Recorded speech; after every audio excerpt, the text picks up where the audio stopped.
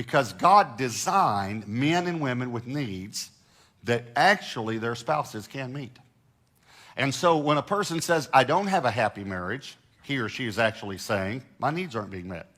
So the way that I'm going to help you today, guys, is I'm going to give you 3 needs that a woman has that God actually designed you to meet. And many of us didn't know this, but you can meet them. But listen to me very carefully. The only way you can meet these 3 needs is to lay your life down. I'll give you the 3 areas, all right? Here's number 1, communication. Men, you have to lay your life down in this area. You have to decide, I'm going to communicate. Let me just help you right now. When you get married, there is a word you can drop from your vocabulary. It is the word fine. How was your day? Fine, because that will not work. Ladies do not want the headlines. They don't want the bottom lines. They want the full story. When Debbie and I got married, I would come home and she would immediately start on me. That's what I thought. Where were you? Where'd you go? Who'd you see? What'd he say? What'd you say? Why'd it take so long? I mean, it was just on and on. And here's what I thought. I thought, this is the nosiest human being. You may be thinking, oh, I know what you're saying is that women like the word for word. No, I'm saying they want both. They want word for word and what you were thinking at the time you said it. Listen, guys. Listen. Now listen to me, guys. Let me say this again. This is an area we have to lay our lives down because this is a need that a woman has. She needs to communicate. And the reason they need to communicate, this is how they connect with us. Please listen to me. Now, okay, guys, remember I told you, fine. Let me talk to the guys again for a moment. Fine doesn't work. When she says, how was your day?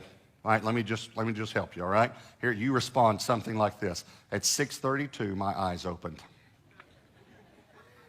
I had a little headache. I think it was because of the pollen in the air. And I was feeling a little stressed about the meetings that I had that day. Okay, listen to me. You just got a lot of points because you used the word feeling. Women love the word feeling. They fall in love with you when you say how you were feeling. And guys, for a while, you'll just have to make up things. Here's the reason why, ladies, please hear me. Men come from the factory emotionally unassembled. We have all the wires, but they're not connected. That's your job. That is your job, ladies. It's been amazing to me as you counsel with couples to watch the emotions of the two. You know, the man comes in, woman comes in, and you say to the woman, now, how are you feeling about this session that we're having here? Here's what she'll do. And she hadn't said a word. She's already crying. We have Kleenexes there. They're for the women to cry and men to blow their nose. That's the only reason a man's ever used a Kleenex in a pastor's office. Ladies, listen to me. That's your job. But men, I'm telling you, if you'll start talking, you'll get wired up. Now, here's the good thing. Once you learn to connect with a woman, and by the way, that's really why God put them in our lives. Once you learn to connect with a woman, listen to me carefully, you can really connect with God.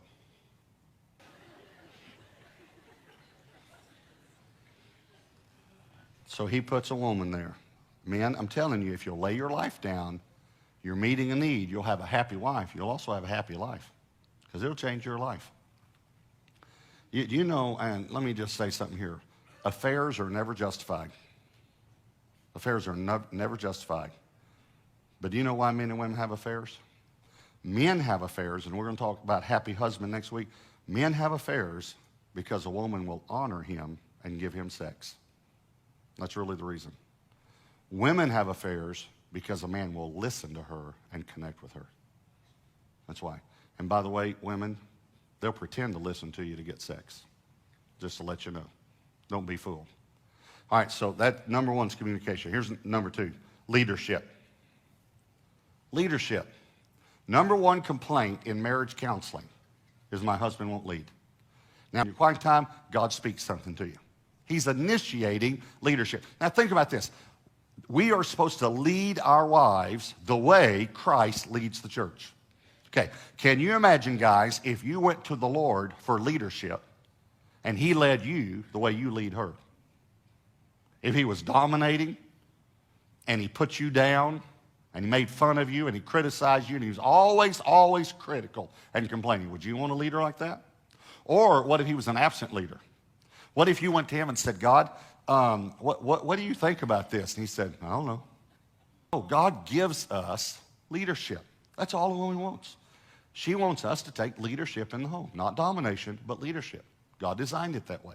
And this is all under point 2, leadership, but I'll give you 3 ways that every woman wants to be led. Number 1, spiritual matters. She wants the husband to take the lead in spiritual matters. Here's another way you can lead in spiritual matters. Pray. Lead prayer in the home. Here's a second area that a woman wants leadership, the children. She wants a leadership when it comes to the children. She wants you to take the initiative when it comes to the children's schooling, children's activities, what they should be involved in, what they should not be involved in, their friends, their relationships, discipline. Let me tell you, if the woman is the leader in discipline, it's not good for the children. Not that she shouldn't discipline, but the man should always be the leader in the area of discipline. And here's the third area she wants to take leadership in, romance. She does not want to have to remind you of her birthday. By the way, romance is meeting a need before it's spoken. That's how simple it is. There's a lot of things that are simple we think complicated. Romance is meeting a need before it's spoken. When Debbie and I go somewhere and she says, you see that end table there? I like that end table. Here's what I do. I say, And the next morning, that end table shows up on our porch with a bow on it. That's a good night in the Morris house. That's romantic to her. In order to be romantic, guys, you have to be a good money manager. Now listen to me very carefully. Now I'm going to talk to the ladies for a moment. You need to sit down together, men and women, and you need to come up with a budget.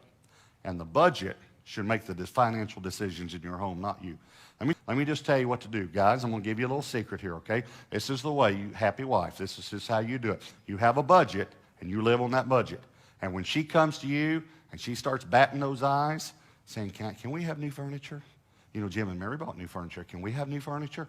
Here's what you say, guys. This will help you. Here's what you say. You say, of course. I would love to buy you new furniture. But let's see what Mr. Budget says. Oh, Mr. Budget say no. Oh, I'm so sorry. I would buy you new furniture, Mr. Budget. He say no. Here, come let Daddy hold you. Come here. They want us to lead. And here's the third area, security. This, by the way, is the number 1 need of a woman. It's her number 1 need, is security. When you're talking with a woman, listen to me very carefully. When you're talking with your wife, if you talk in insecure terms, she can't hear you. You have to hear this. She can't hear you. If you say anything that will make her feel insecure in your relationship, she can't. All of a sudden, she's totally blocked off. She can't hear. Same thing with a woman. Men, it's always in a secure fashion. I'm going to take care of you. I'll be there. When you wake up in the morning, I'll be here. I'm going to lay my life down for you. I'm going to do whatever it takes to take care of you. And why? It's my responsibility. And I'm going to take care of it. And she knows that. I even said to her one time, have you ever had a financial worry in our life? Even when we've been tight, have you ever worried about our finances? She said, I've never worried one time. You want to know why? Because she has a hardworking, faithful, dependable, good-looking husband.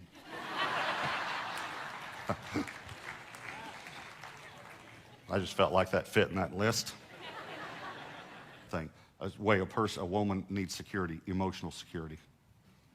Let me tell you the emotional security that Jesus provides for us, that every man should provide for every woman. I'll never leave you. I'll never forsake you. I'm constant. I'm faithful. I'll always be here. I'm here. I'm here. I love you, and I'm going to lay my life down for you. It's called emotion.